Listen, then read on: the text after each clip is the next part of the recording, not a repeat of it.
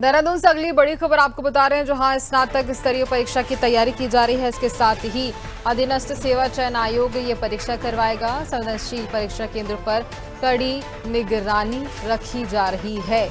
तो देखिए, स्नातक स्तरीय परीक्षा की ये तैयारियां और कड़ी सुरक्षा के बीच, कड़ी निगरानी के बीच ये परीक्षाएं करवाई जाएंगी। केंद्रों पर निगरानी रखी जाएगी। अधीनस्थ सेवा चयन आयोग ये परीक्षा करवाएगा और उसी के चलते परीक्षा केंद्र पर कड़ी निगरानी भी रखी जाने वाली है। ज्यादा जानकारी लेंगे, सोनू हमारे साथ फोन लाइन पे लगातार बने हुए हैं। सोनू, स्नातक स्तरीय परीक्षा की तैयारी जोरों शोरों से चल रही है और अब देखिए, अगर बात की जाए तो परीक्षा केंद्रों पर कड़ी सुरक्षा, कड़ी निगरानी भी रखी जा रही है। देखिए, जिस तरह से उत्तराखंड में अगर कुछ समय पहले पर आप गौर करेंगे तो परीक्षा के दौरान पेपर लीक प्रकरण चर्चाओं का विषय बना है और यहाँ तक कि युवाओं ने आंदोलन तक किया और सरकार ने उसमें सीबीआई की जांच तक के लिए निर्णय लिया। तो ऐसे में अब जो उत्तराखंड अधीनस्थ सेवा चयन आयोग है, उसने इन तमाम अनुभवों के आधार पर अपनी रणनीति में बदलाव किया है। जो एसओपी आयोग के स्तर की तैयार की गई है, उसके तहत उसमें कई बदलाव किए गए हैं गुंजन।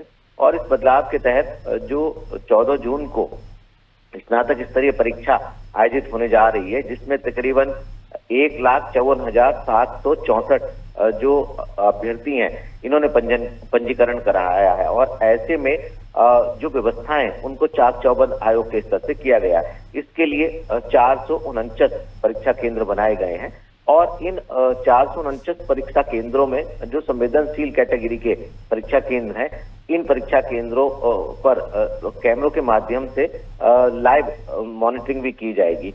और खास बात ये रहने वाली है गुंजन कि जो जनपदवार पुलिस के अधिकारी हैं, उनके जो मोबाइल नंबर है वो भी छात्रों की सुविधा के लिए परीक्षा नकल विहीन हो और पारदर्शी तरीके से शांतिपूर्ण ढंग से परीक्षा संपन्न हो, इसके लिए उनके मोबाइल नंबर भी जो है वो पब्लिक डोमेन में जारी किए गए हैं।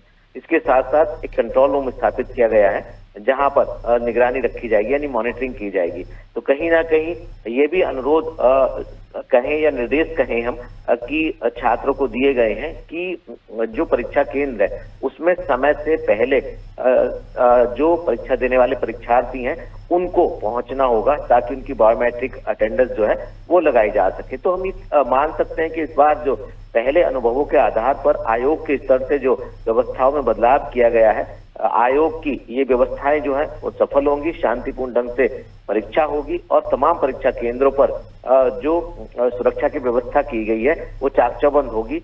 अब जैसे जैसे समय नजदीक आ रहा है वैसे वैसे जो है तैयारी को अंतिम रूप दिया जा रहा है जल्दी, क्योंकि इस परीक्षा को कल होना है।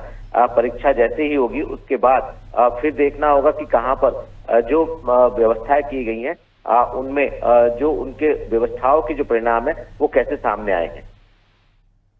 बिल्कुल सोनू, आगे जानकारी लेंगे, आप बने रहिए हमारे साथ।